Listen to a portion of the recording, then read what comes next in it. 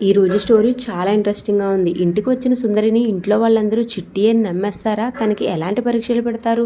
ఆ పరీక్షల్లో తిను చిట్టిగా తేలుతుందా, లేకపోతే సుందరిగా ఇంటి నుంచి బయటకు వెళ్ళిపోతుందా?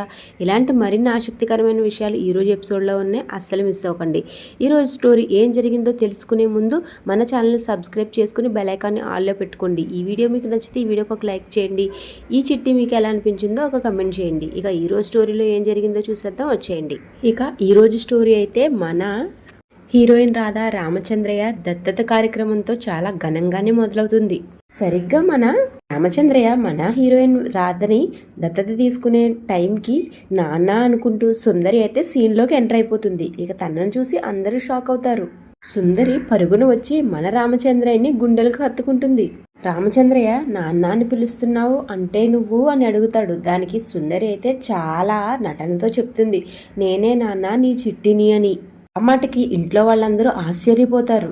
ఇంకా వీళ్ళందరూ ఇలా ఆశ్చర్యంలో ఉండగానే మన రామచంద్రయ్య తల్లైతే చిట్టి దగ్గరికి వస్తుంది. అదేనండి సుందరి దగ్గరికి వచ్చి నువ్వు అని అంటే ఇంకా మన సుందరి అయితే నటనలో జీవించేస్తుంది. నానమ్మ నేను నీ చిట్టిని, నువ్వు చిన్నప్పుడు కథలు చెప్పేదానివి కదా అని ఇక తన వంతు స్టోరీ అయితే మొదలు పెట్టేస్తుంది రామచంద్రయ్య తల్లి దగ్గర. ఇక తర్వాత సుందరి ఇంట్లో ప్రతి ఒక్కరి దగ్గరికి వెళ్ళి వాళ్ళతో చిన్నప్పుడు చేసిన అల్లరి గురించి చెప్తూ ఉంటుంది. అంటే ఇవన్నీ మనకి దమయంతి అయితే చిట్టికి చెప్పి ఉంటుంది. ఇక అవన్నీ వీళ్ళ దగ్గరికి వచ్చి ప్రతి ఒక్కరిని పేరు పేరున పలకరించి మరీ చిన్నప్పుడు తను చేసిన అల్లరి అందరికీ చెప్తూ ఉంటుంది. తర్వాత ఇక మన రామచంద్రయ్య కూడా ఆ సుందరియే తన చిట్టి అనుకుని గుండెలకు హత్తుకుంటాడు. దమయంతి ఇంకా చేస్తుంది. ఇక దమయంతి అయితే మధ్యలో ఎంటర్ అయ్యి, ఏంటి బావగారు మీరు ఎవరో అమ్మాయి వచ్చి మీ చిట్టిని అంటే మీరు ఎలా నమ్మేస్తారు అని అడుగుతుంది.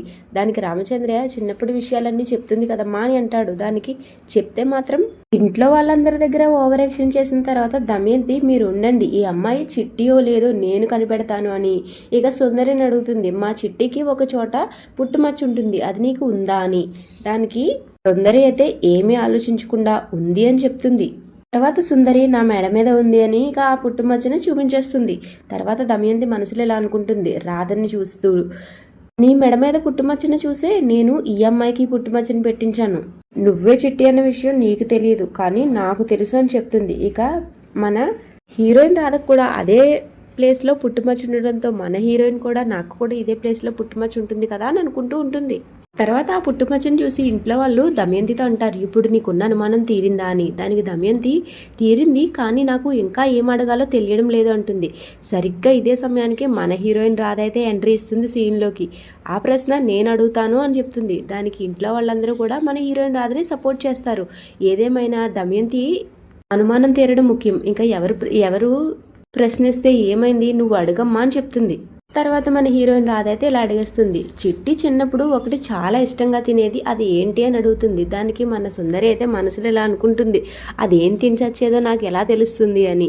పాపం ఏదో తెలియకుండానే ఒక రాయి అయితే వేసేస్తుంది, నేను చిన్నప్పుడు మిర్చి బజ్జీ చాలా ఇష్టంగా తినేదాన్ని అని. ఇక అది కూడా సరైన సమాధానం అవడంతో ఇక మన హీరోయిన్ రాధ సరే అయితే నాకు అర్థమైంది, నువ్వే మా గురూజీ అసలైన చిట్టివి అని చెప్పేస్తుంది. ఇక తర్వాత సుందరి ప్రేమతో వాళ్ళ నాన్నని అదేనండి రామచంద్రయ్యని హత్తుకుంటుంది. తర్వాత ఈ ప్రేమంతా అయిపోయిన తర్వాత రామచంద్రయ్య అయితే సుందరిని అడుగుతాడు, ఇన్నాళ్ళు నువ్వు ఎక్కడున్నావమ్మా, ఆ రోజు కార్ యాక్సిడెంట్ జరిగినప్పుడు నువ్వు నదిలో పడిపోయావు కదా, తర్వాత ఎక్కడున్నావు అని అడుగుతాడు. దానికి సుందరి ఆల్రెడీ ఒక స్టోరీ ప్రిపేర్ అయి ఉంటుంది, అదేనండి మన దమయంతి అయితే ప్రిపేర్ చేస్తుంది. ఇక ఆ స్టోరీని పొల్లుపోకుండా చెప్పేస్తుంది సుందరి రామచంద్రయ్యతో. తర్వాత మన హీరో విక్రమ్ కృష్ణ అయితే ఆలోచిస్తూ ఉంటాడు, ఈ అమ్మాయిని చూస్తుంటే ఏమాత్రం కూడా నాకు చిట్టిలా అనిపించట్లేదు, ఈ అమ్మాయి అసలు నిజమైన చిట్టియేనా అని ఆలోచనలో పడతాడు.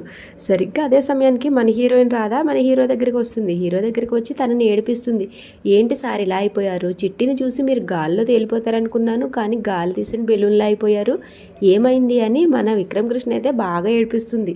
రాధా విక్రమ్ కృష్ణతో ఇలా అంటుంది, మీ చిట్టి మిమ్మల్ని గుర్తుపట్టలేదని మిమ్మల్ని పలకరించలేదని మీరు బాధపడుతున్నారు కదా అని అడుగుతుంది. ఇక రాధ అలా మన హీరో విక్రమ్ కృష్ణ ఏడిపించేసరికి మన హీరో విక్రమ్ కృష్ణ మనసులో ఉన్న మాట బయట పెట్టేస్తాడు.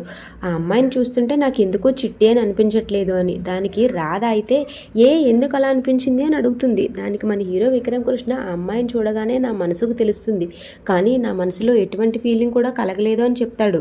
దానికి మన హీరోయిన్ అయితే మీకు ఎటువంటి ఫీలింగ్ కలగదు, ఎందుకంటే మీ మనసులో నేనున్నాను కాబట్టి అని చెప్తుంది. దానికి మన హీరో విక్రమ్ కృష్ణ ఖచ్చితంగా చెప్పేస్తాడు, నా మనసులో నువ్వు ఎప్పటికీ లేవు ఉండవు అని. అలా ఈరోజు ఎపిసోడ్ అయిపోతుంది. ఇక రేపటి స్టోరీ ఏం జరుగుతుందో కూడా చూసేద్దాం వచ్చేయండి. ఇక రేపటి ఎపిసోడ్ అయితే ఇంకా ఎంత ఇంట్రెస్టింగ్గా ఉంటుందనే చెప్పాలి. ఎందుకంటే రేపటి ఎపిసోడ్లో ఈ సుందరి అలియాస్ చిట్టి అయితే మన హీరో విక్రమ్ కృష్ణని అడుగుతూ ఉంటుంది, నువ్వు నన్ను మోసం చేసావు బావా, నన్ను మోసం చేసి నన్ను మర్చిపోయావా అని. దానికి సరిగ్గా అదే సమయానికి వీళ్ళిద్దరి మధ్యలోకి మన హీరోయిన్ అయితే ఎంటర్ అయిపోతుంది. ఎంటర్ అయిపోయి వీళ్ళిద్దరిని విడదీస్తుంది. ఎందుకంటే వీళ్ళిద్దరూ చేతులు పట్టుకుని మాట్లాడతారు. వీళ్ళిద్దరిని విడదీసిన తర్వాత సుందరి అయితే ఇలా అడుగుతుంది, ఈ అమ్మాయి ఎవరు అని. దానికి మన హీరో విక్రమ్ కృష్ణ తిను నా ఫ్రెండ్ అని పరిచయం చేస్తాడు. దానికి మన హీరోయిన్కి అయితే చాలా కోపం వచ్చేస్తుంది. ఇక రేపు చూద్దాం ఏం జరుగుతుందో అన్న విషయం. అయితే రేపటి వరకు మన ఛానల్ని ఒక కన్నేసి ఉంచండి. ఇక రేపు మార్నింగ్ కూడా ఇలాగే రేపు ఈవినింగ్ సీరియల్ ఏం జరుగుతుందో అప్లోడ్ చేసేస్తాను. Thank you so much for watching.